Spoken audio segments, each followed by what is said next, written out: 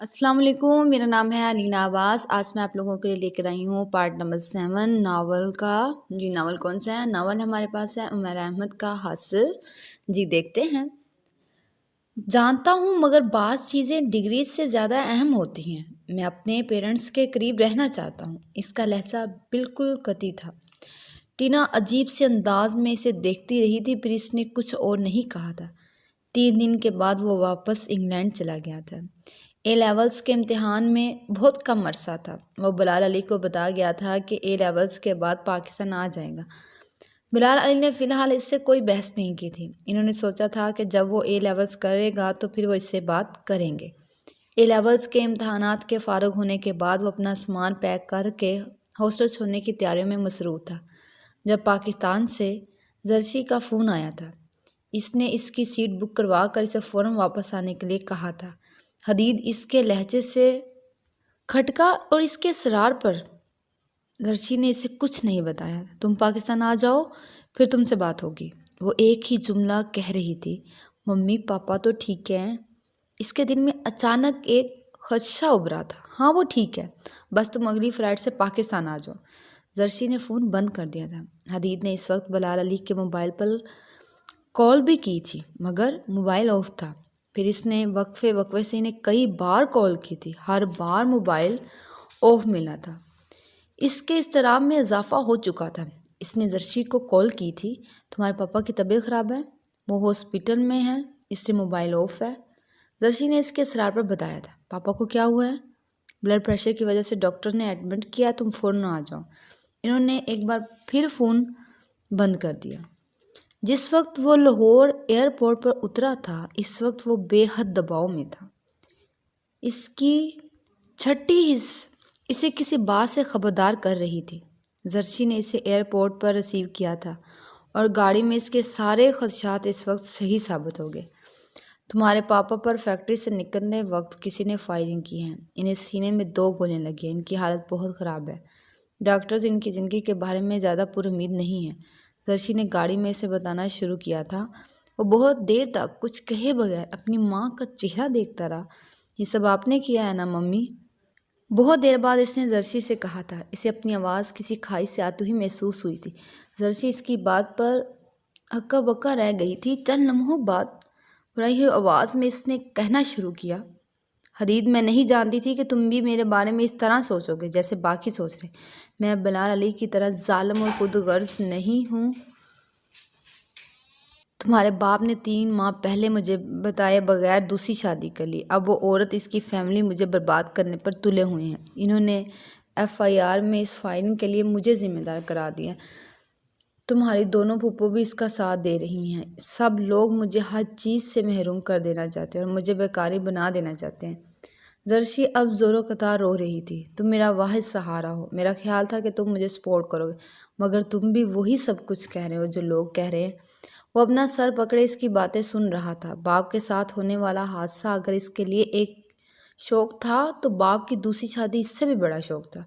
اس شادی کے لیے پاپا نے ممی سے چھٹکارا حاصل کرنے کی کوشش کی تھی۔ ممی نے اپنے اوپر ہونے والی فائرنگ کے بارے میں ٹھیک اندازہ لگایا تھا۔ یقیناً وہ پاپا نے ہی کروائی ہوگی۔ اور اب کیا ہے؟ اب ممی نے۔ وہ آگے کچھ نہیں سوچ سکا تھا۔ زرشی ساتھ والی سیٹ پر بیٹھی سسکیوں سے رو رہی تھی۔ گاڑی کو ہاسپٹل لے چلیں، اس نے سر اٹھا کر ڈرائیور سے کہا تھا۔ ICU کے شیشے سے اس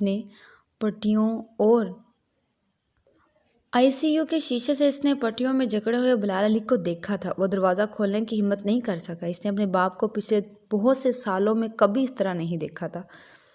وہ گلاس ڈور پر دونوں ہاتھ رکھے ہوئے اندر دیکھتا رہا تھا۔ اپنے کندھے پر ہاتھ کا دباؤ پڑنے پر وہ مڑا تھا۔ اس کی بڑی پھوپھو روتے ہوئے اس کے ساتھ لپٹ گئی تھی۔ دیکھ لو حدید، تمہاری ماں نے میرے بھائی کے ساتھ کیا کیا ہے۔ اس نے انہیں کہتے سنا تھا۔ وہ کوئی جواب نہیں دے سکا۔ وہ کچھ کہنا چاہتا بھی نہیں تھا۔ بہت فاصلے پر اس نے بہت سے لوگوں کو دیکھا تھا۔ اس کی دوسری پھوپھو، ان کے شوہر، کچھ اور لوگ، وہ سب شاید اس کے پاس آنا چاہتے تھے۔ وہ کسی سے ملنا نہیں چاہتا تھا۔ بڑی پھوپھو کو خود سے الگ کر کے وہ ICU کے اندر داخل ہو گیا۔ بلال علی کے بیڈ کے پاس جا کر اس نے ان کا چہرہ دیکھا تھا۔ وہ ریسپائریٹر کے ذریعے سانس لے رہے تھے۔ وہ نہیں جانتا وہ کتنی دیر ان کے پاس اس طرح کھڑا رہا تھا۔ کچھ ڈاکٹرز راؤنڈ پر آئے تھے، ان میں سے ایک نے تسلی کے کچھ کلمات کہتے ہوئے اس کی پشت تھپتھپائی تھی۔ کیا آپ ان کو بچا سکتے ہیں؟ حدید نے خود کو کہتے سنا تھا۔ ہم صرف کوشش کر سکتے ہیں، باقی اللہ کے ہاتھ میں ہے، ڈاکٹر نے ہلکی آواز میں اس سے کہا تھا۔ اس نے سر اٹھا کر ڈاکٹر کو دیکھا۔ گوڈ، اس کے ذہن میں ایک نام نہرایا تھا۔ میں خدا سے دعا کروں گا کہ وہ اپنی بات مکمل نہیں کر سکا۔ اس کی آواز بھر گئی۔ ڈاکٹر نے ایک بار پھر اس کی تھپتھپائی تھی اور اسے لے کر ICU سے باہر آ گیا۔ وہ باہر کھڑے لوگوں کے پاس جانے کے بجائے انہیں نظر انداز کرتا ہوا ہاسٹل کی پارکنگ میں آ گیا۔ زرشی گاڑیوں میں اس کا انتظار کر رہی تھی۔ بلال علی کیسا ہے؟ اس نے حدید کی گاڑی میں بیٹھتے ہوئے پوچھا تھا۔ اس نے کوئی جواب نہیں دیا۔ اس نے سیٹ کی پشت سے ٹیک لگا کے آنکھیں بند کر لی تھی۔ گھر پہنچ کر بھی وہ خاموش ہی رہا۔ اس نے زرشی سے کوئی بات نہیں کی۔ زرشی بے چین ہو گئی تھی۔ ممی، میں بہت تھک گیا ہوں، مجھے کچھ دیر سونے دے، میں ابھی کوئی بات کرنا نہیں چاہتا۔ اس نے گھر پہنچتے ہی زرشی سے کہا تھا۔ وہ اپنے کمرے میں چلا گیا، لیکن وہ کمرے میں جا کر سویا نہیں، وہ بہت دیر تک روتا رہا تھا۔ دنیا میں کچھ چیزیں صرف خدا ہی دے سکتا ہے، اور اس میں ایک میرے پاپا کی زندگی بھی ہے۔ میں یہ چیز خدا سے ہی مانگوں گا۔ اس رات 8 بجے اپنے کمرے کے کارپٹ پر جائے نماز بچھاتے ہوئے اس نے سوچا تھا۔ اسے نہیں یاد اس نے زندگی میں کبھی اس طرح گڑ گڑاتے ہوئے خدا سے کچھ مانگا تھا جس طرح اس رات اس نے اپنے پاپا کی زندگی مانگی۔ میں مسلمان ہوں، میں نے زندگی میں کوئی بڑا گناہ بھی نہیں کیا، مجھے تم سے اور اپنے پیغمبر سے محبت بھی ہے، میں اپنے لیے نہیں اپنے باپ کے لیے تم سے کچھ مانگ رہا ہوں۔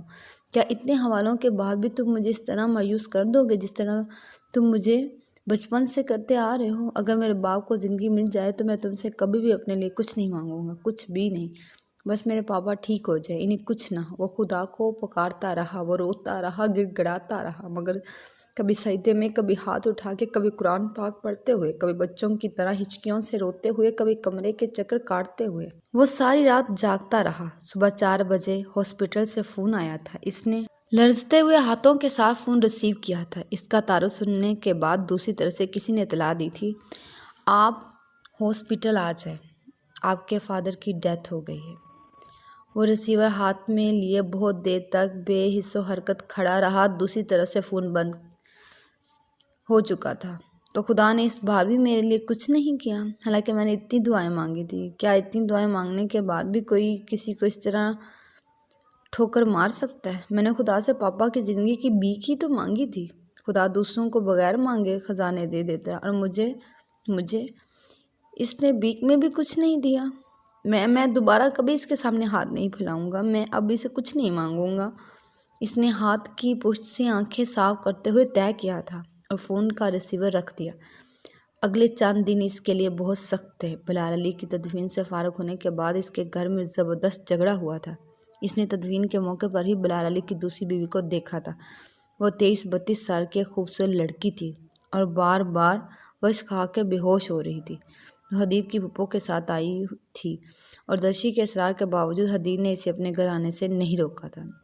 اسے اس عورت کو دیکھ کر غصہ بھی نہیں آیا تھا۔ بلال علی کی زندگی میں اس شادی پر اس کا رد عمل شاید کچھ اور ہوتا، مگر اب سب کچھ اس کے لیے بے معنی ہو چکا تھا۔ مزید اس طرح کی ویڈیو دیکھنے کے لیے ضروری ہے آپ میرے چینل کو لائک کریں اور سبسکرائب کریں۔ بہت